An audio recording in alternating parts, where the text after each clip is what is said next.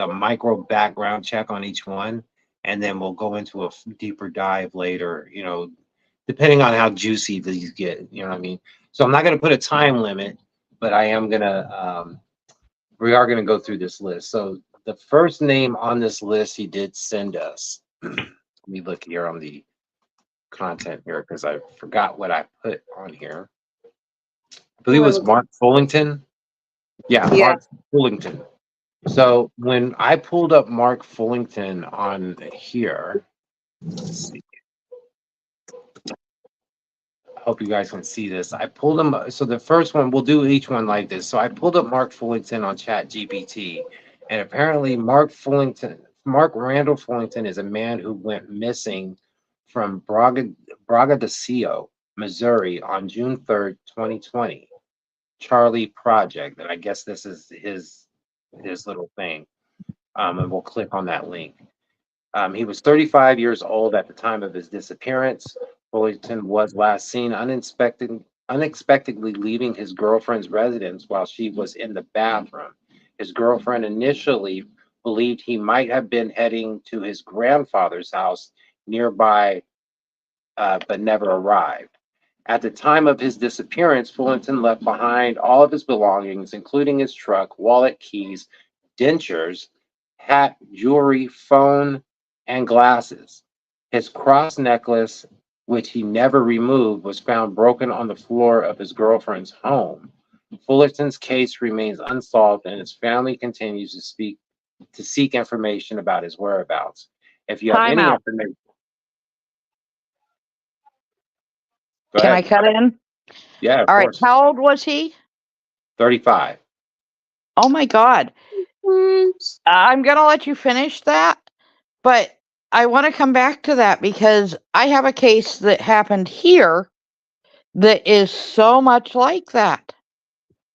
Well, think- this one happened in June 3rd of 2020. This Did you one, Did you say a truck was involved? Yeah, so what happened was, so at the time of his disappearance, he was last seen leaving his girlfriend's residence unexpectedly while she claimed she was in the bathroom. So it was just him and her, according to the narrative. It says the girlfriend initially believed he might have been heading to his grandfather's house nearby, but never arrived. So let's put on our Scooby-Doo hats. This is the one that Arctic. I wish Arctic was here because I think this is the one where or Coffee. Remember when he spoke to Ellie and I don't remember. he has an ex-wife as well. That's very crazy. Okay. So well, listen to this though. It says, if he had left unexpectedly to go to his grandfather's house, it says at the time of his disappearance, Fullerton left behind his belongings, including his truck, wallet, keys, dentures, hat, jewelry, phone, glasses, and the cross necklace, which he never removed, was found broken on the floor of the girlfriend's home. So, and he's not been found? If you have any information related to Mark Randall Fullington's disappearance, please contact the Pemiscot County Sheriff's Office at 573-333-4101 or the CUE Center or Q Center for Missing Persons at 910-343-1131. National Missing Persons. This is nothing but something that I would like to dig into at some time. Have you guys ever heard of the smiley face killer? Yeah. Or killers? Yeah. Is that some ICP or Insane Clown Posse weird? No. No, not the same thing. Okay. They actually cover quite a few states. But it usually ends up with a man that is doing his normal life. He comes up missing and then is found months or years later in water, and the body doesn't quite match how long he's been missing. What's it called? It's the smiley face killers. Pittsburgh has had a lot of them. I know he's been in Massachusetts. Like, they think it's a ring, Um, Oh, I thought you were talking about the smiley face killer, like the one that, no, That's what I thought she said too, because that's what I have pulled up right now. Yeah. Oh, So they're thinking it's a ring, is what you're saying. yes. Um, it it is this. I've got a book on him. Just because, like I said, my daughter babysat for a woman and her boyfriend, and the boyfriend come up missing, and then was found months later. But he took her van. He left his parents' house, took her van. They found the van, found his keys, his wallet, everything in the van. And then, like 4 months later, they found him floating in the river, but his body wasn't, it didn't match the time frame. Okay, what? so this on Wikipedia, it's a smiley face murder theory. Now, Yep. and the reason you're bringing this up is because you think it's kind of parallel to what we I were just think talking that about. there's a lot of similarities in that case. So on this one, it says the smiley face murder theory, also known as the smiley face murders, smiley face killings, and smiley face gang, is a theory advanced by retired New York City detective Kevin Gannon and Anthony Durrett, Durant, Uh-huh. as well as Dr. Lee Gilbertson, a criminal justice professor and gang expert at St. Cloud State University.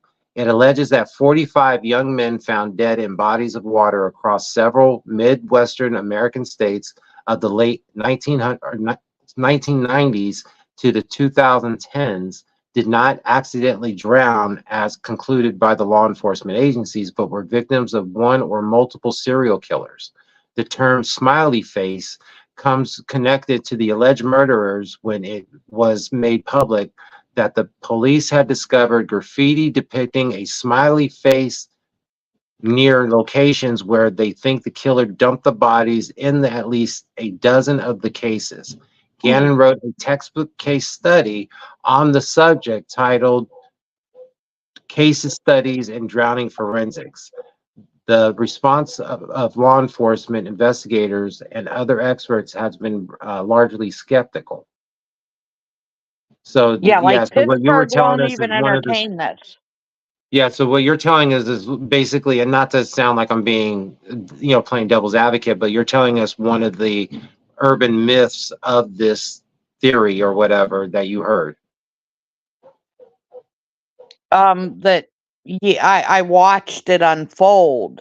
Okay. So it was connected. Okay, on TV they Yeah, connected it to this.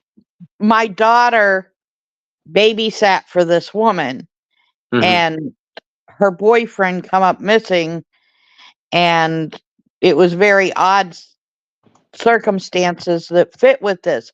And Oh, wow. Pittsburgh had a whole series of these over the last, like it's past 2010. Hmm. Amelia Um, said they're also called the graffiti killer. yes. Hmm. Like it's something that it would be a deep dive all on its own. Like, and I don't want to Okay. do that. I'm not trying to take over. I just wanted to say that, boy, the circumstances, because this boyfriend was at his dad and mom's house. They were having a good time. He went to the bathroom. He was in there an extremely long time. Come out, said, uh, told his dad, I don't know why you just can't trust me. And he left Hmm. and took the van. She had 3 kids. They were all in Pittsburgh at his family's house. Took the van and just disappeared, and then was found dead like 4 months later. Did Arctic do an update to this video? Like he still hasn't been found? Well, that's what I'm looking at right now. So when I pulled them, I actually went in Bing. So my search engine, I have 2 search engines that I've been using. I use Google, of course, but I found that Bing is better as far as the AI portion of it, as far as more current information. It's like 4 or whatever for Yeah. free. And so yeah, so I find it has more information. But yeah, so when I pulled up Mark, it says here this is an article from September. 26 of 2020. Let's see what this says.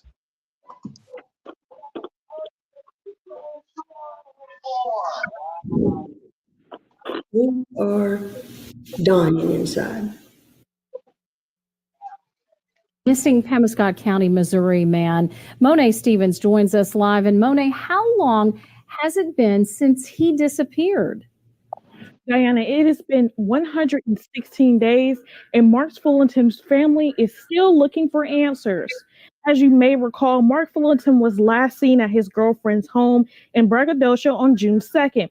According to a report from the Pemiscot County Sheriff's Office, Fullerton left his truck, keys, wallet, phone, and other belongings at the residence. And his family disagrees with the story that's being told by his girlfriend.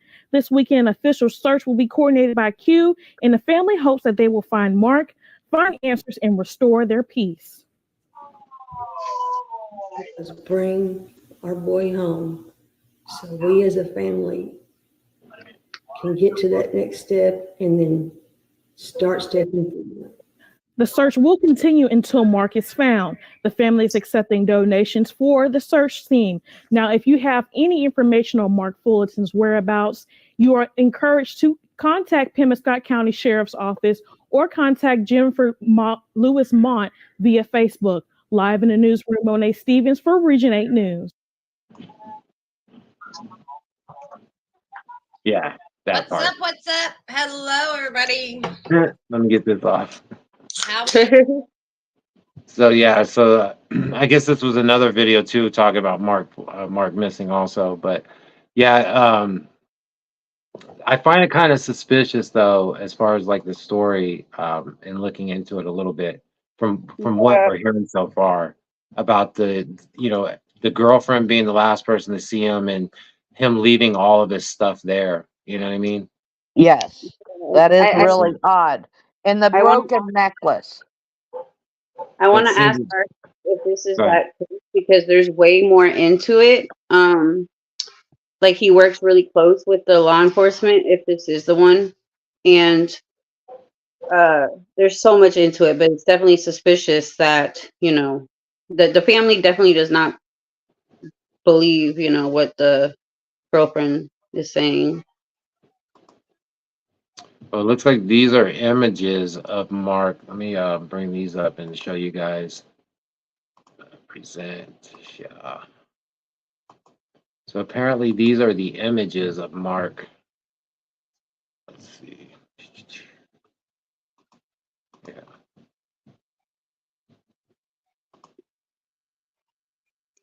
Amelia, I need some coffee. This doesn't. So Google is a lot better at showing images, I guess. Bing sucks at showing Oh yeah, images. Bing is the worst at it. I got so Yeah, lost. it shows it in small print, but this is what I was trying to show you. Apparently, these are some of the images here, but I didn't see where he might have a criminal profile. I was trying to see if he had any kind of criminal record. I think he did, and that's he had like if this is the same one, he'll have like a court case that he had something he missed, I think. Oh my gosh, I don't know. So on this one, it says here missing since 6/3 of 2020, endangered, missing, male, white, 39 years old. Now he's 39. Went missing at 35. 150 pounds. He was 5'11". Black shirt, no shorts or shoes. So he basically left in his underwear. Right? Fullerton had recently had some dental work done and was still recovering on the day of his disappearance. His girlfriend stated he was vomiting and sick as a dog. Distinguishing characteristics: Caucasian male, brown hair, blue eyes. All of Fullerton's teeth have been extracted, but he had a full set of dentures but wasn't wearing them when he disappeared. His ears were pierced. He has a scar on his knuckles on his right hand. Fullerton has extensive black and gray tattoos, including the name Mark, MRC, in Old English, scripted on his abdomen just above his navel. That's kind of says prison tattoo to me. Right. Full sleeve of a skull themed design on both arms and name Aiden and Kane across his upper chest, lower below his collarbone. And it shows it here, all the tattoos. You can see them right here. So yeah, those look like kind of like prison tattoos. Let me see if these enlarge it. No, it's not showing you guys. So yeah, other than that, he wore eyeglasses but left those behind as well. It sounds like somebody, while according to this narrative and what it was shown on as far as AI, here's his this is his apparently his missing persons profile. But apparently to the narrative, I mean, it does seem kind of suspect, but if he was involved in any kind of gang or related activity, I wonder if somebody may have went into the house and grabbed him up while she Maybe, was in the shower. or maybe if he was sick. It sounded like he was maybe sick, and maybe like something made him just. You know how there's been some cases where somebody's sick and then they end up uh just doing things like they don't remember. What was that case where this guy was like poisoned but he didn't know, and he ended up in a parking lot, and it was a bunch of stuff. But I wonder if he just walked out and wandered off somewhere, and I don't know. Yeah. Well, even if he did, I mean, you think a body would show up, you know what I mean? The fact that he didn't have a chance to grab any of his stuff, left naked. There was his necklace that he always wore was found on the floor of his girlfriend's apartment. That sounds like somebody might have been taken. That does. Right. 'Cause Like there was a struggle. Like there might have been some little small struggle. He didn't get a chance to grab his teeth, you know what I mean? None of his clothes, and they just put him in the trunk of the car. And bam, went off. so, with that being said, let's go on to the next one on the list, unfortunately. God, I mean, I hate to be the bearer, say, bad news, Right. and you know what I mean, but I mean, it's kind of like I just wonder where what else could have happened, you know what I mean? exactly. So the next one that we're looking at here, let me put it on chat for you guys so you guys can see this. Share. All right, so the next one on the list we have is Elijah Vu. So we're gonna ask Chat GPT, Oh, Elijah. what do That is so- you know about Elijah Vu? See what it pulls up. Stepdad's actually arrested, and the mom. So Elijah Vu, a 3-year-old boy from Two Rivers, Wisconsin, went missing on February 20th, 2024. His disappearance has sparked a massive search effort, and the details surrounding his case are both concerning and heartbreaking. Here's what we know about Elijah Vu's case. Number one, disappearance and last sighting. Elijah was last seen around 8 a.m. local time on February 20th, 2024 at an address in Two Rivers, Wisconsin. His mother, Katrina Bear, 31 years old, and her boyfriend, Jesse Vang, 39 years old, have been arrested and charged with child neglect in connection to Elijah's disappearance. Number two, blanket discovery. Police confirmed that Elijah's red and white plaid blanket was found nearly 4 miles away where he disappeared. The blanket was located on Goodwin Road, east of County Road B in Minnetonka, Manitowoc County. Two Rivers Police Department Chief Ben Minner stated that the blanket indeed belonged to Elijah. Authorities continue to urge the public to check all urban and rural areas, including water, and all evidence related to his disappearance. Number three, reward information. Anyone with any information that could lead to finding Elijah may be eligible to a reward of up to $40,000.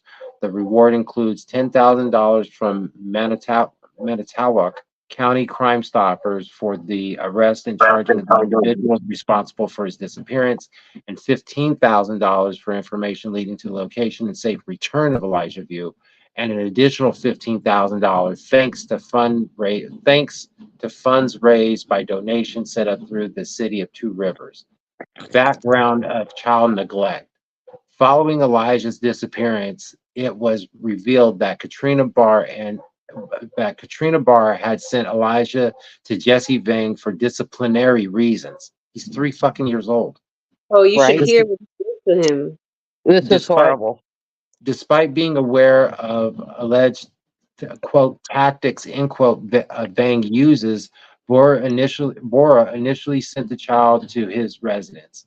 Vang claimed that he was helping correct Elijah's, quote, bad behavior, end quote, but fell asleep in his room after dropping his teenage son after the school at the school bus. When he woke up, Elijah was gone. The search for Elijah continues and hope remains that he will be found safe.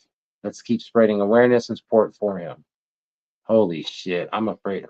All right, what do we want to look at? We want to look at MSN, the local news, CNN. Who do we trust? None of them. Let's try the local news. We have Wisconsin, Milwaukee local news here. Let's see what they have to say. So this looks like our mother here. Mm-hmm. See if we have a video so I don't have to read. Ah, perfect. All right.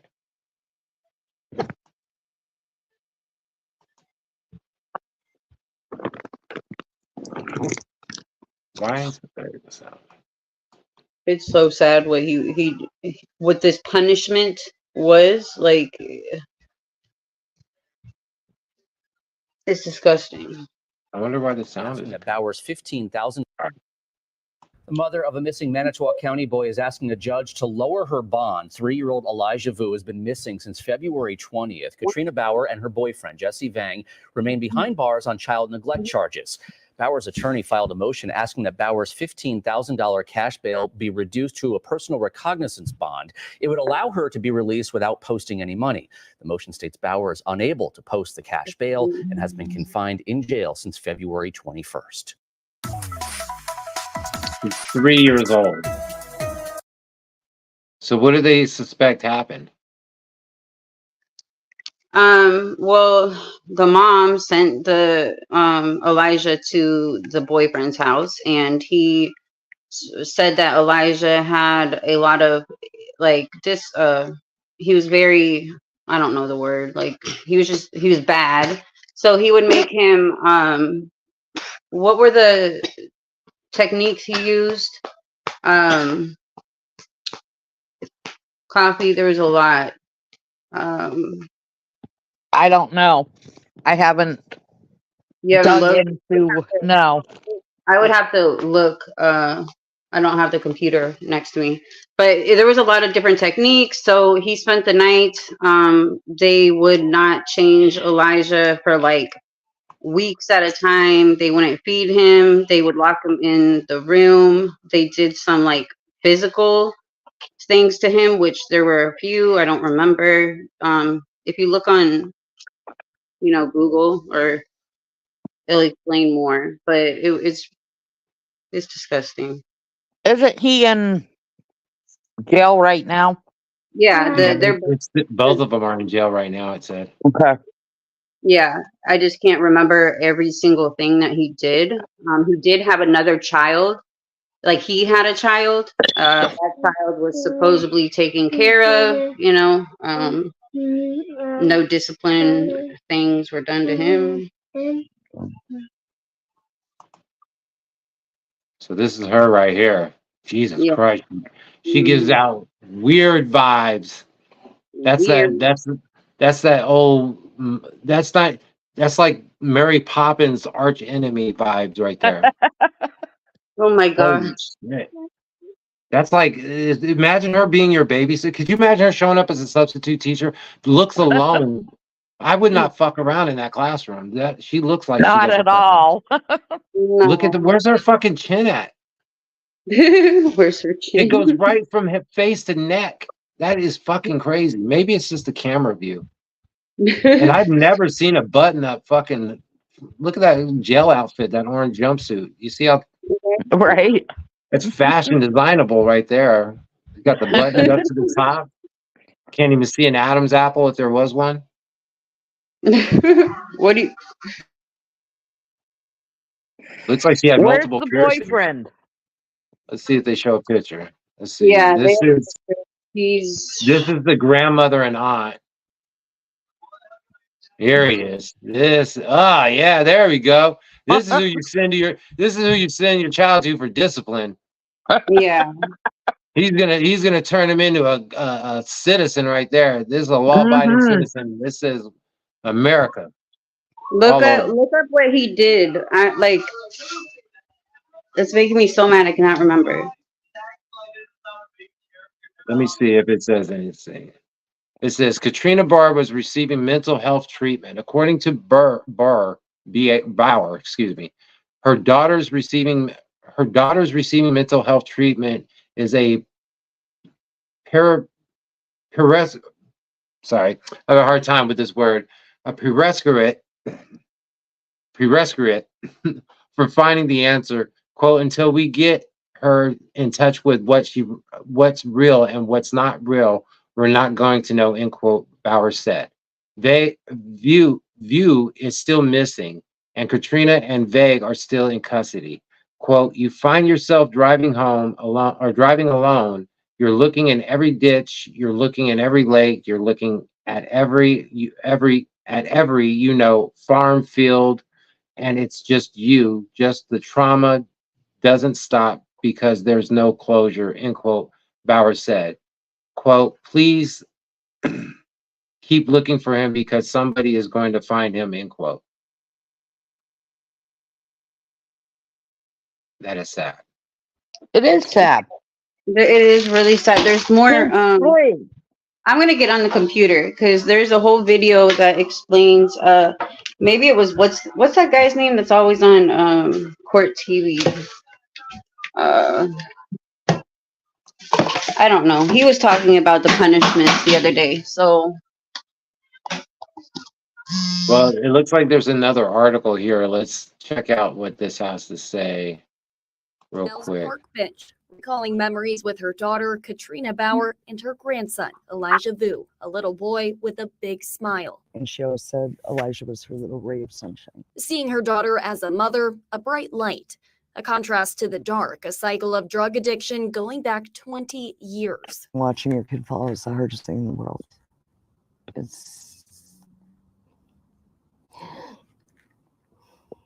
You always want what's best, but you can't get it. It's their life. So that's hard. Jody says addiction complicated their relationship. She says Katrina's life was deeply affected by the abusive father of her children, Jimmy Vu, who's in prison. Jody thought she was getting help. Her entire life revolved around those kids. I don't know what broke. I don't know what changed. I wish I could say that she relapsed. I don't even know that. Nobody's seen Elijah in more than 2 months. The day an Amber Alert went out burned into Jody's memory. But what really stuck out, how her daughter reacted. She was calm. I think the investigators that called me that night said she was cold.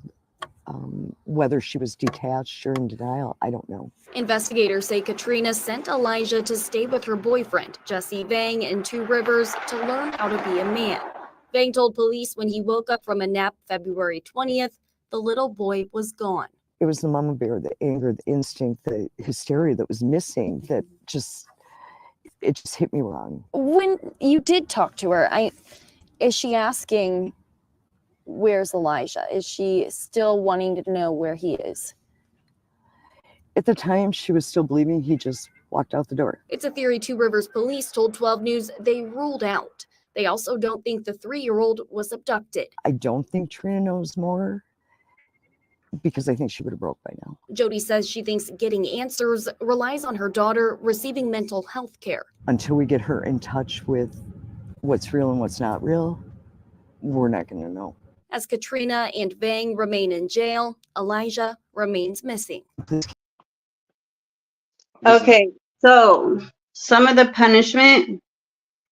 Oops, let me turn this up. So he reportedly said Elijah is afraid of him, but corrected himself and said that Elijah, Elijah respects me. He also told authorities Elijah was put with him as a punishment for bad behavior.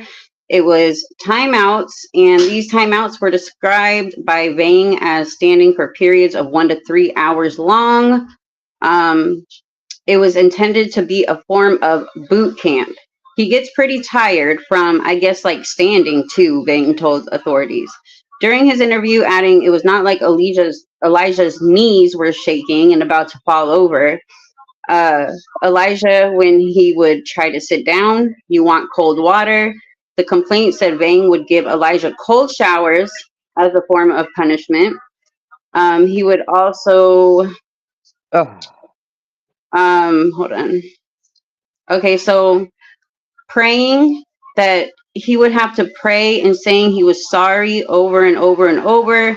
He would have to go over the rules for a period amount of time, like memorizing the rules that he had in the house. 3. Exactly. And then, so the cold water, that he didn't have any toys. And there was more. That's what I found on there. Let me find more. He's 3. At the, Cold shower. They're white. They're like he's at Guantanamo Bay, and they're like whitewashing him, and like he's a terrorist. Get in a cold shower. making him stand on your for 1 tippy to 3 toes and hours. touch your nose to this tack. So the newest complaint alleges that Bauer acknowledged to investigators she had taken a photo of Elijah, who was lying bruised and blindfolded on a bed days before his disappearance. She deleted the photo hours after taking it. She took the photo? The mom took the photo. Yeah, so he was beaten. He was made to stand for hours at a time. I'm pretty sure that it was more than 3 hours. She also, she had gone to visit Vang on February 14th at about 2:30 a.m. to have sex at his apartment. She left her 6-year-old daughter, who is autistic, alone in the car while she went inside. The low temperature for that day was 27 degrees. The high temp was 36. Bauer acknowledged the car was not running while she was in the apartment for about 2 hours. Inside Vang's home, that's when she took the photo of Elijah at 3. God. She deleted it around 4:12 a.m. Aroused Elijah. Okay, so Vang said he had woke up at 7:30 a.m. and roused Elijah, who was sleeping on the couch. He fed the boy cereal without milk, then ordered the toddler to stand by Vang's bed and pray because the child had soiled his diaper. Bauer told investigators she left her son with Vang for several days because of his disciplinarian for the boy. Wait a minute. Go ahead. She wanted him to teach Elijah how to be a man. I was going to say, she couldn't bring her 6-year-old daughter in. Mm-hmm. But she left the 3-year-old for days with this man. She didn't want to be a mom. She was on a drug binge. Yeah. So let's look at this. It looks like this is the only update we have so far. Breaking news now in the search for a missing Wisconsin boy. Police in Two Rivers say they found a blanket that belonged to Elijah Vu. The 3-year-old was reported missing nearly a month ago. Police say the blanket was found about 4 miles from where Elijah was reported missing. It was found earlier in the investigation, but it was just confirmed to be Elijah's. As authorities continue to search for the boy, the reward for information leading to his discovery has grown to $40,000.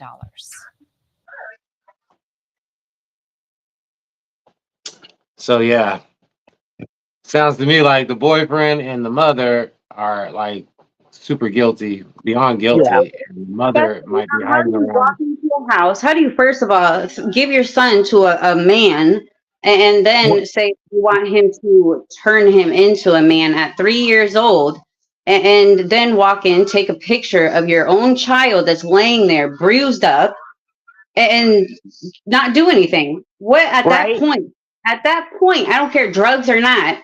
When what? Well, I think what the writing is on the wall. What I think is right now, what we're going to probably see is the court action where the mother is going to try to claim mental illness. This kind of reminds me of the Daryl Brooks shit where the mother was trying to cover for the crime of the kid by Right. Yeah. saying, "Oh, well, he's been mentally ill since he was 7 and blah blah blah." And it doesn't matter. The crime was still committed. It doesn't matter if drugs or whatever. You were the mother. So in between that time that you knew she had mental illness and she got pregnant, all this stuff, you never intervened. You never went to the courts. You never called CPS. You never tried to do anything Right. on paper to intervene in what was about to come you knew the shit show was about to happen. You didn't do nothing to stop it. That part. Yeah. So with that being said, the writing's kind of on the wall until we find out differently on that one. Yeah. But as far as the next on the list that Arcticfox had, it looks like we got Morgan Nick. Now, apparently Oh, this one was a tearjerker according to the narrative. But let me bring up Chat GPT here and hold on. Morgan Nix. Isn't that who we were looking at with Johnny Gosh? Morgan Nick. Is that who you're talking about? Yeah. Yeah. Let's see. What do you know about Morgan Nick? Let's see what it comes up. Morgan Chantel Nick, a 6-year-old girl, Oh no. vanished during a Little League game in Alma, Arkansas on June 9th, 1995. Her disappearance remains a haunting mystery, and her family continues to seek answers. Here are all the details of Morgan Nick's case. Her name, Morgan Chantel Nick. Born September 12th, 1988. She was 6 years old at the time of her disappearance. Classification, non-family abduction. Sex, female. She was white, 4 inches tall, 55 pounds. Clothing, jewelry. She wore a green Girl Scout t-shirt, blue denim shorts, and white leather sneakers. Associated vehicle, a red Ford pickup truck with a following features: windows covered with curtains, dual paint job due to age, short wheelbase, a white camper shell approximately 4 to 5 inches shorter than the truck, possible damage to the right rear end of the camper. The truck left the field's parking lot around the same time of Morgan's disappearance. Distinguishing characteristics: Caucasian female with blonde hair and blue eyes, 5 visible silver caps on her molars, removed in 2000, several for removal in 2000. Crown teeth, which would have required orthodontic braces in abundance. In adolescence, excuse me. A protruding purple vein on her lower left side of her rib cage. Detail of disappearance: Morgan attended a Little League baseball game with her mother in Alma, Arkansas. Later that evening, she joined her friends to catch lightning bugs near the baseball field. At approximately 10:45 p.m., as she stood near the mother's Nissan Stanza in the parking lot, she emptied sand from her shoes.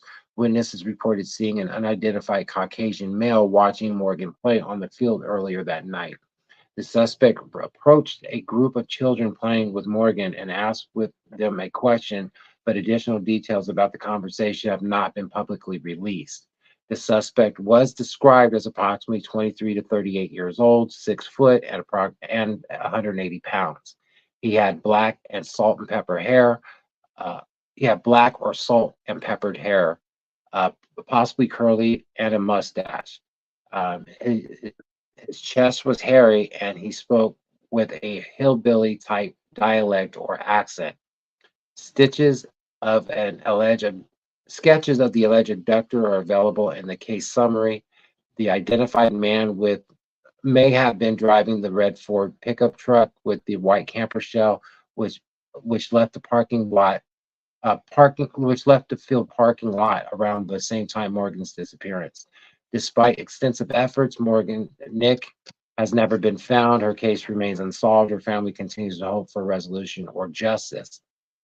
So let's keep this going. Let's keep this story going. Now, as far as this one is concerned, do you ladies know anything about this one? Yeah, this is like a really well-known case. Garnett, you were the one that told me about the new documentary that came out, right? I don't know. Remember, they have a new documentary, and they were just at that baseball game. And she hasn't been seen since. There is a lot. I think there was actually a guy that admitted to taking her. Hold on. I got it right here. The mother, she's really strong. Like, she will not give up. She believes that her daughter is alive.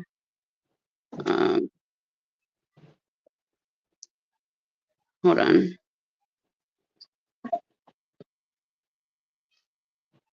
It's so sad. Morgan, come on. Okay, so yeah, they have the Morgan Nick Foundation. This guy, Billy Jackson. So this guy's a creep.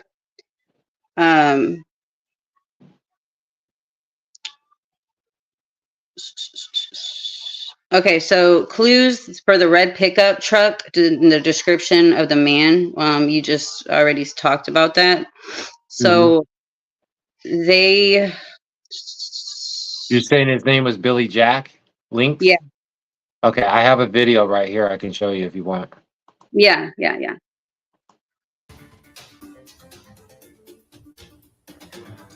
What happened to Morgan Nick? It's a question many people have asked in the nearly 3 decades since the little girl from Ozark, Arkansas disappeared. Well, last November, police finally revealed a new lead in this cold case, releasing the first and only person of interest. But that man, Billy Jack Links, died before ever telling what he knew. But that doesn't mean the case is closed. THV11's Mercedes McKay dug deeper into Link's past and his connection to this investigation. This is the area where Morgan Nick was last seen nearly 27 years ago on June 9th, 1995. It's a mystery that's not only shaped her family, but the whole town of Alma, and they aren't giving up any hope. Even though more time has continued to go by, our belief is that if we fight hard enough, we will find the truth and we will bring her home. It was a hot summer day in Alma, Arkansas.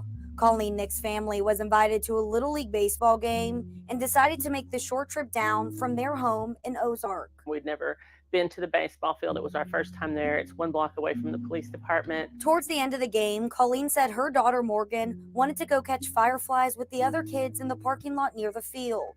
She never imagined that could be the last conversation she'd have with her little girl.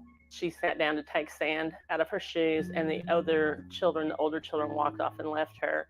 And that was the last time that anybody saw her. In a city of about 3,000 people, word traveled fast about Morgan's disappearance. Alma Police Chief Jeff Pointer wasn't with the department at the time, but says he remembers hearing about it instantly. As days went on, it's almost like that fear that this is not what's supposed to happen in a small town. Now, almost 27 years later, that thought still haunts Chief Pointer, but in a different way, now that he leads the department. You look at it as we failed our job. We didn't and haven't brought Morgan home, so we failed at what we were supposed to do. Since then, the Alma Police Department has never stopped working Morgan's case. Chief Pointer says new leads have come in daily since she was taken. I can't say that we're focused on one lead. There's several good leads that we've gotten that we're still working. While police continued their search for answers, last November, the FBI announced a major development in the case. Investigators named Billy Jack Links as a person of interest, asking the public for any information about him. Links was no stranger to law enforcement, though. According to court documents from August 1995, he attempted to abduct an 11-year-old girl at a Sonic in Van Buren, Arkansas. It happened just 2 months after Morgan's abduction and only 8 miles away from the Wofford baseball field where she was last seen. Links was charged and later convicted for sexual solicitation of a child in the Van Buren case. But one key detail stuck out from the investigation: the vehicle he drove, a red 1986 Chevrolet pickup.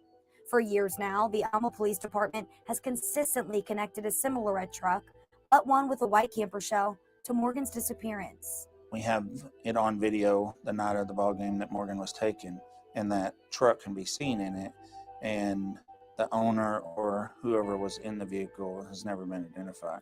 Court documents show that during witness interviews from Link's conviction, a neighbor told police they, quote, think Links had a camper shell on his red pickup and believes it was 2 months ago when he saw the camper, while Chief Pointer says they've never been able to find and question who owned that truck. It may not be who took Morgan, but we've never been able to identify who the owner of that truck was. As for Billy Jack Links, prior to his 1995 conviction, records show he was charged with sexual abuse in 1992. He was sentenced to 6 years in prison, but he wouldn't serve that full time, dying behind bars in 2000 before the FBI could ever name him as a person of interest in Morgan Nick's case. While the mystery still remains of who took her while she was innocently catching fireflies, Chief Pointer says his department won't stop searching for answers. Until we can bring her home, then we haven't done our job, and it's all about Morgan. I mean, we have to fight for her. We are looking for you so hard so you can come home. For the Nick family, they continue to hold on to hope for a return, or at least closure in knowing what happened to her. Our belief is that somewhere somebody knows the truth about Morgan, and that someday we will know that truth, that we will find that. So this is an update because it wasn't on there. So LE investigators from multiple law enforcement agencies and collected evidence from inside of reports. Blood was identified on part of a seat inside the truck. Investigators also recovered hair samples from various items that were found. Lab technicians found the blood, and the blonde hair did not have enough DNA information for a conclusive match. But under the mat as well, and under the seats, in metal pieces of the truck, FBI technicians were able to match the fiber on a microscopic level to a Girl Scout shirt of the type Morgan wore when she disappeared.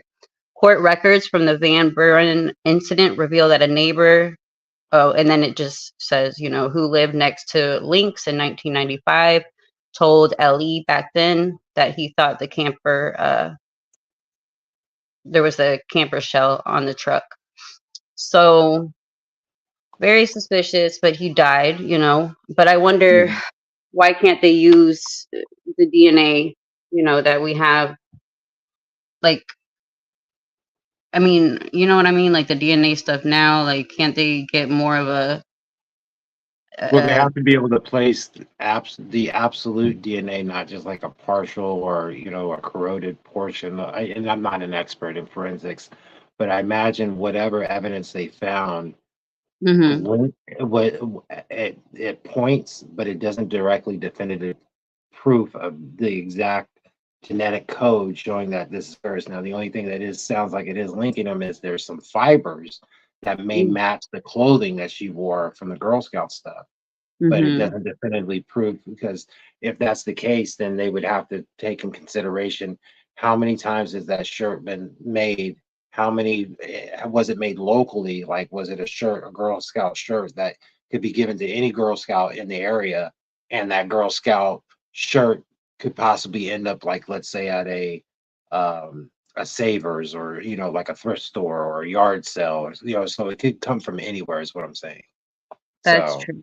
And he tried to take 2 other children, and maybe he had other people in the truck that wore, there's a lot of coincidences and I don't believe in coincidences, and with that track record, and him being so old, he wouldn't have a chance of grabbing anybody older than like 3 years old as far as body strength. Right, that's true too. So that is so sad. That is sad, but we will end up trying to do a deep dive on that one. Now, the next one that we have on here on the list was Gina Dawn Brooks. So let's ask Google for being, what do you know about Gina Dawn Brooks? Oh yeah. Gina Dawn Brooks, a 13-year-old girl, disappeared from her hometown in Fredericktown, Missouri on August 5th of 1989. Her case remains a haunting mystery, and the details surrounding her disappearance are both tragic and perplexing. Here's what we know about Gina Dawn Brooks. Born November 28th, 1975, she was 13 years old at the time of her disappearance. Non-family abduction. She was white, 5 feet tall, 108 pounds. Gina was last seen wearing a blue striped top shirt, white shorts, and sneakers. Associated vehicle, a battered light gray, green, or blue station wagon with Missouri license plates. Distinguishing characteristics: Caucasian female, blonde hair, green eyes. Gina had several white freckle type scars on the skin on her shins of her left leg. Details of her disappearance. Gina came home around 10 p.m. after watching her brother's baseball game. Shortly afterwards, she told her family she was going to go for a ride on her 10-speed girl's bicycle and never returned. Witnesses saw Gina standing near her church when a battered station wagon pulled up and a driver spoke to her. Gina got back on her bike and turned south on Main Lamonti. Later witnesses, including Gina's boyfriend, heard someone screaming for help. A vehicle then seen turning left on Franklin Street was driving toward the highway 67. Gina's abandoned bicycle was found on a residential lawn on High Street, 5 blocks from her home. Despite extensive searches, there has been no sign of Gina since that night. Implicit individuals. Implicit individuals. In 1989, 3 men were implicated. I'm sorry, implicated individuals. I said that wrong. In 1998, 3 men were implicated in Gina's disappearance. Nathan Danny Williams, was charged with Gina's murder in 1999. A witness identified Williams as a man who was seated in the back of the station wagon with Gina the night she was abducted. Bryant Squires, the alleged driver of the station wagon, has since died of cancer and AIDS-related complications. Timothy R. Bello, a friend of both Williams and Squires, was initially implicated as well. Bellows admitted lying to the FBI agents about the location of Gina's remains. Authorities believe Williams slit Gina's throat, and Squires and Bellows helped cover up the crime. Both Williams and Bellows had records of sex offenses and other crimes. The murder charge against Bellows was dropped for a lack of evidence in 1999, but he was charged with lying to investigators about the burial location. That is Yep, great. it is. I mean, like right near your house. Mm. Yeah. This is a cold case too. I mean, shit, this is older than Kyron Horman's case. Yeah, it's what, 1989? Yeah, I mean, she's older than I am. Shit. Yeah. Yeah, she'd be like 48 years old now. And she wasn't found, right? But they No, arrested. they Yeah. didn't say they found the body. They said they searched for it. I mean, it didn't say anything about the remains, but I can't even it's imagine. missing. Well, if this is on Arcticfox's list, it's missing persons. So they never found her. Well, she does do I mean, he does do updates too, if they are found, but like if bodies are found too. But I don't, did you see that one on there or no? No, I didn't see where they said they found her body. It just said that if they did, they didn't specifically say it because it says that he was charged with lying to investigators about the burial location. So it could be that they were looking for the body and never found it, and that's why he was charged. Is because he wasted resources. You know what I mean? but there was Yeah. no evidence to prove that anybody did. And that's probably why they had to let homeboy go in 1999 is because they didn't get the body. Right. So they were like, fuck it, we're going to charge him with lying to us then since he put us through the ringer, you know. Oh my But God. I can't that, imagine being a child and, just hearing that they were murdered, but not even being able to find the body, being able to bury your loved one. I don't yeah, know. that part. It's really sad. So the next one on his list was Aiden Clune, excuse me. So let's Aiden. ask, what do you know about Aiden Clune?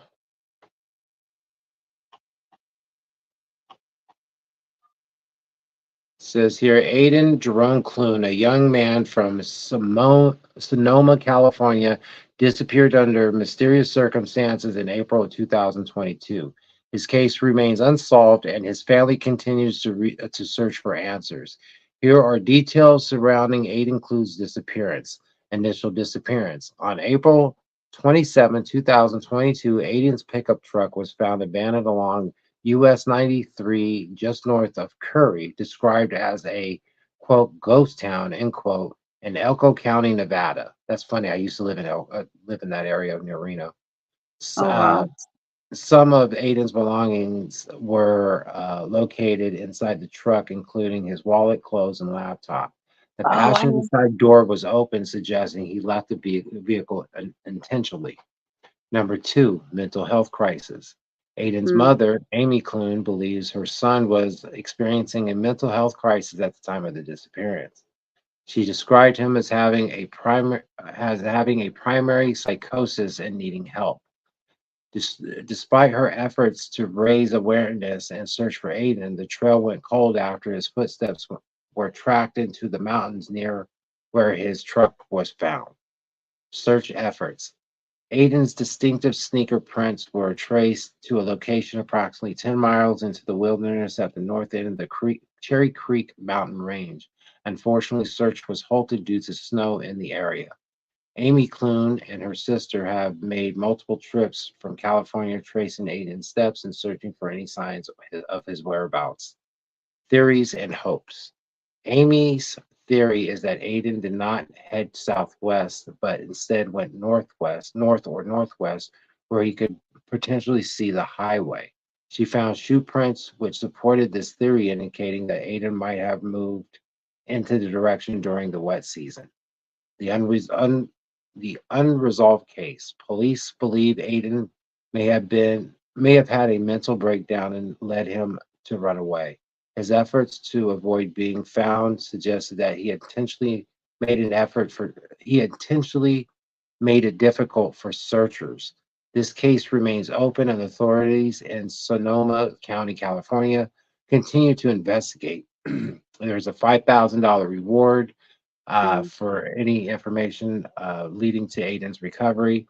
His case is currently classified as endangered missing. And the fact that the searchers, they tracked him for more than 10 air miles. Like, so during that time, the footprints indicated that he did take off his shoes and was running for part of the time. But then they just, I guess, like, didn't see any footprints after that. I don't know. It's odd to me. But you would think, like if it's snowing, did it say it Right. was snowing? Could he It's have just so froze? sad. I need him. I I don't need know. him back. A family's doing everything in their power to search for any sign of Aiden Clune. Aiden hasn't been seen now for more than a year and was last known to be in a remote part of eastern Nevada.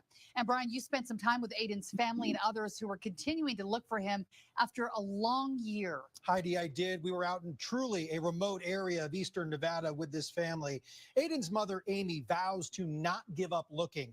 After the search was called off in May 2022, Amy continues to scour a mountain range in Elko County for any sign of her son, Aiden.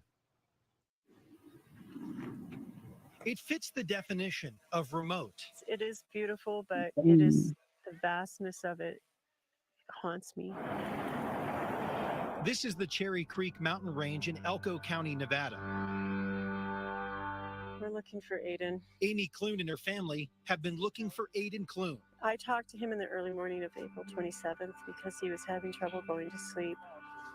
And I knew he was in a state, you know, and I just kept begging him to please come home. And I asked him where he was, and he wouldn't tell me. Her last phone call with her son. He said, "I just want to hear your voice, Mom."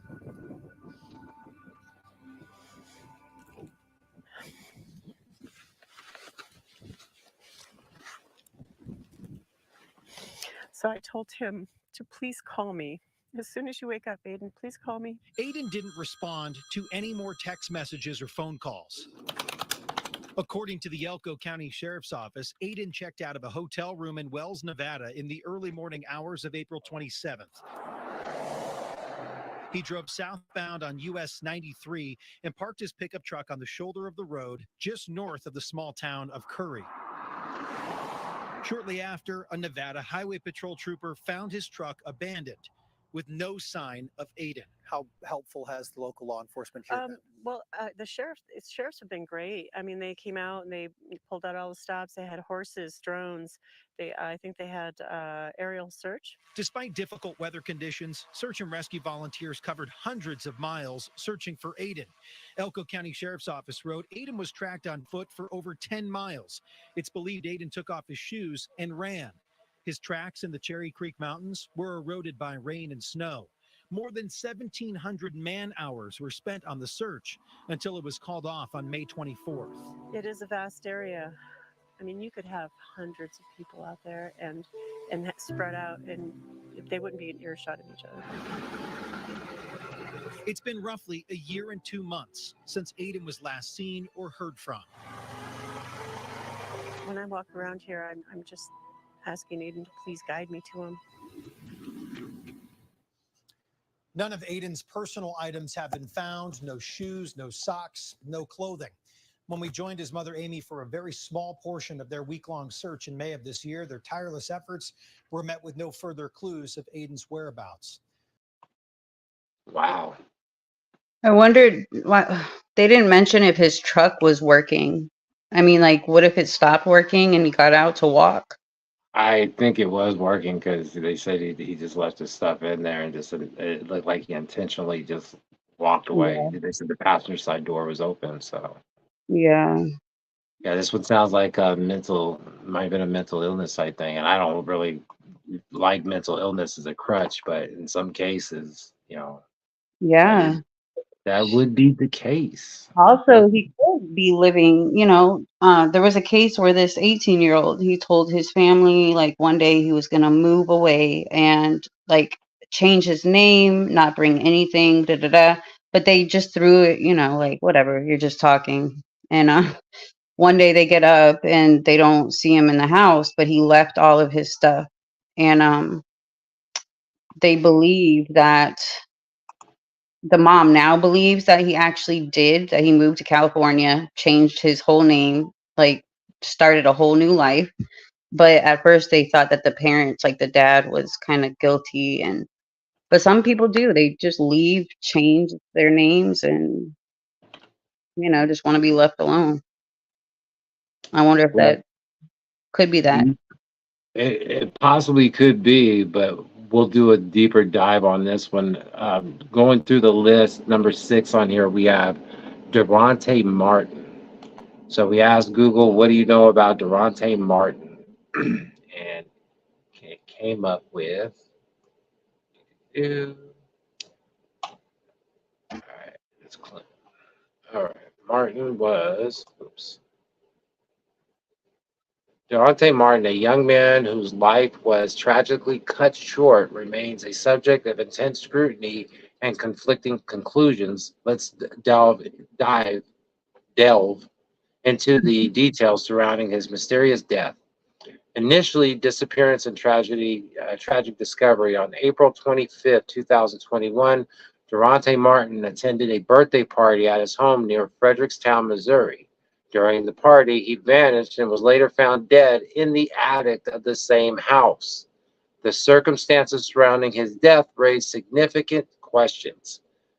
Initially ruling his family's suspicion, initially the police and forensic pathologists determined that Durante had fatally shot himself. However, activists and Dante's relatives questioned this finding. They believed there was more to the story and suspected foul play. Coroners inquest and juries decide.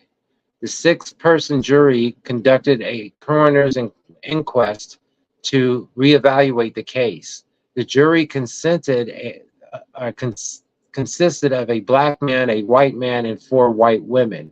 After deliberating for about 2 hours, they ruled that Durante Martin died by violence, rejecting the suicide determination.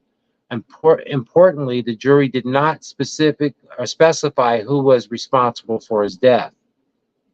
Autopsy and conflicting evidence. Dr. Russell Dichter, the pathologist who performed the initial autopsy, testified that Durante died from a gunshot wound to the head fired at close range contact. However, a secondary autopsy commissioned by Dante's family suggests that the gun was fired from further away.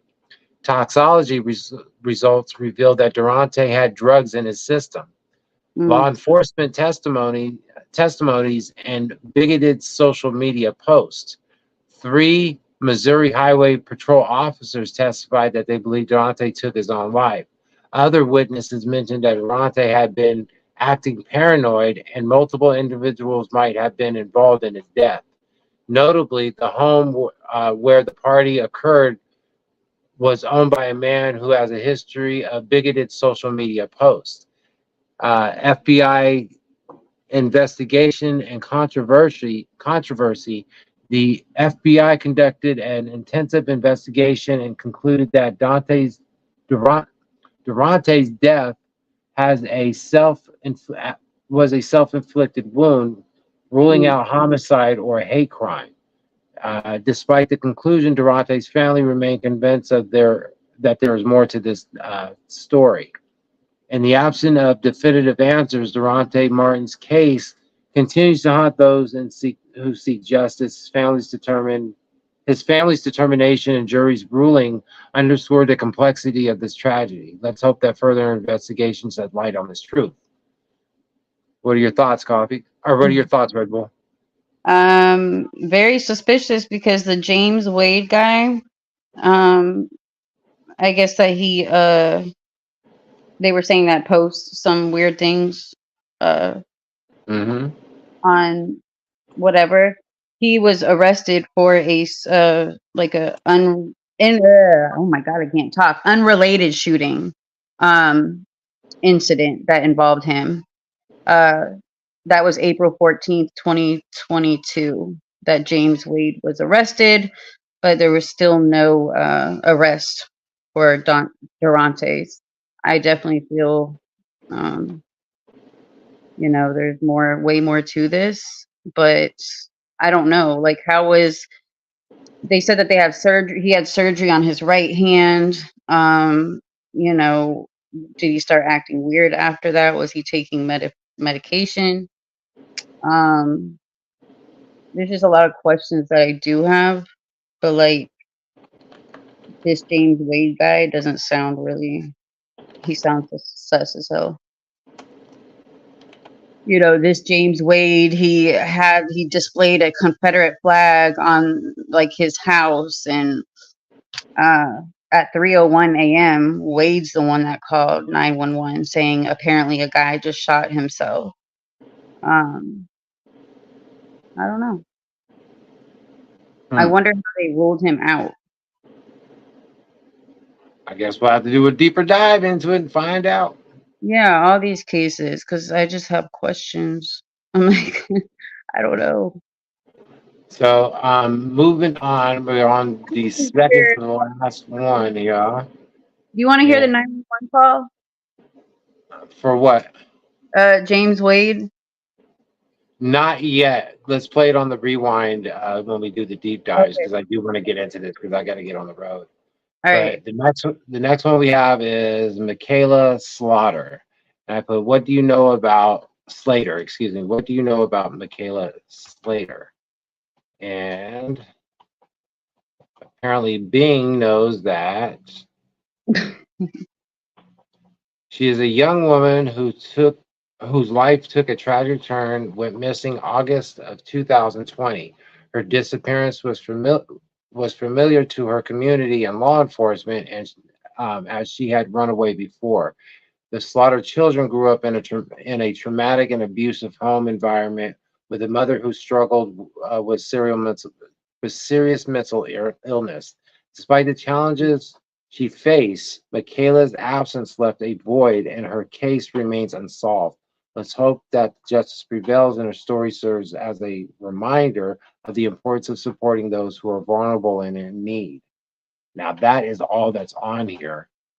What I did is I tried to pull up on Google some information. Let's see if it's on here. Let's see if we can. Oh, there we go. And let's see if they have a good video on here. I don't want to get something too long. Michaela Slater. This is a 7-second. Oh, here's the update. I don't know if this is her. Oh, that's Michael Slater. No. Yeah, there's not too much information on her. There's a TikTok about her. This is a 10-minute video. What is going on, YouTube? This is Arcticfox. It's Welcome already- back to the channel. Now, today's video is going to be a little bit different.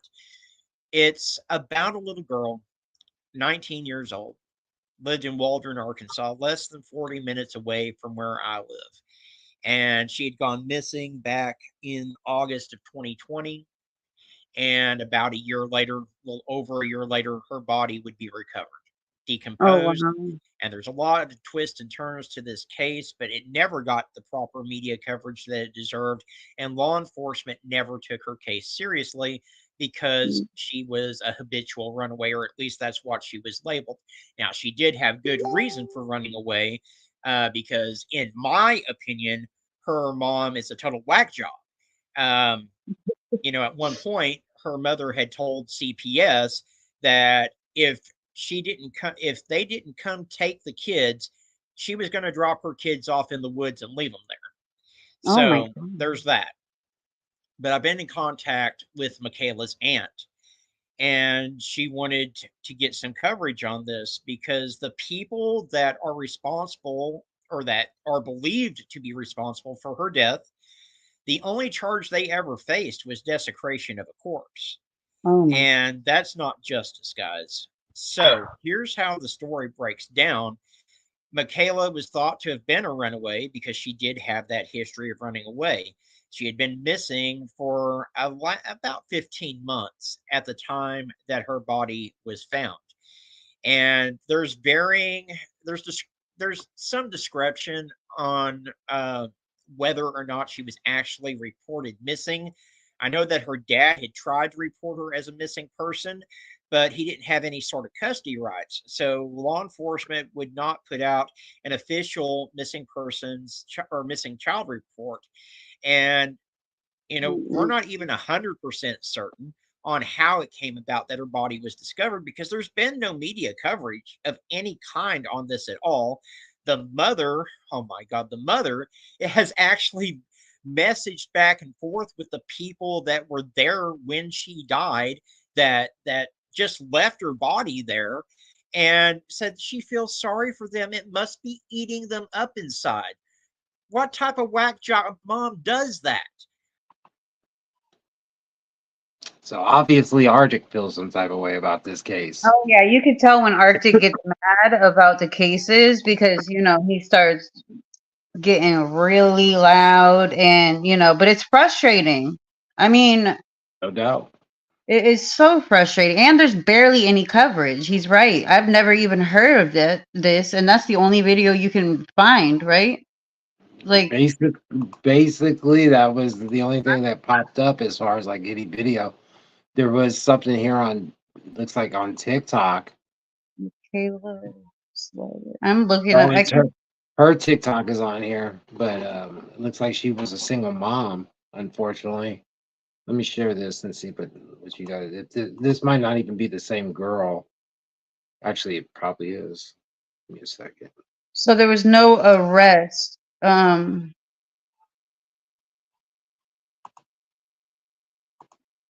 on. Let's see. Oh, here's a that's Arctics. I was about to say I found one, but it's Arctics. Mommy, That's not her. I love you very, very much. I love Yeah, you. that's not her. It's a similar name. Franklin County teen located 2016. Yeah, that's not even her. The teenage dirt. Here's something right here. Teenage dirt bag. This account. I couldn't find this account. Hold on. Yeah, there's like no information in regards to this. No. And I found an article, but it's just like, oh, she was last seen leaving her home.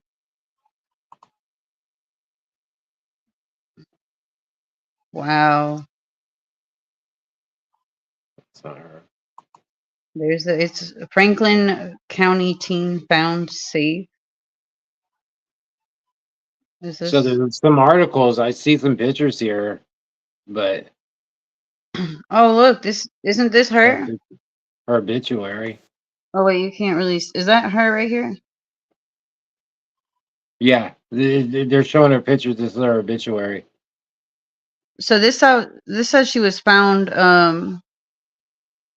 She was picked up by an unknown man who was supposed to take her to her aunt's house, but she never showed up. Oh, okay. So her obituary and like 2 articles popped up, but barely saying That's it. anything. Yeah, barely saying anything about nothing. That makes me so mad.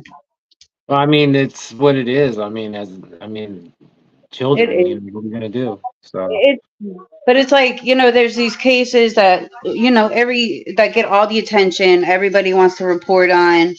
And then, like Arctic always says, what about these other cases? Like, gotcha. why are they Well, not that getting? being said, let's jump into this last one because it looks like somebody's trying to get a hold of me. It's right Okay. here. Actually, let's take a pause here. Actually, let me tap out. We'll do the last one later for Mel Ladino. But let me tap out because I got my son trying to call me. It looks like he's calling me back to back. Let me find out what's going on.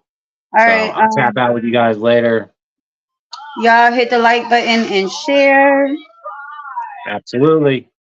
Peace.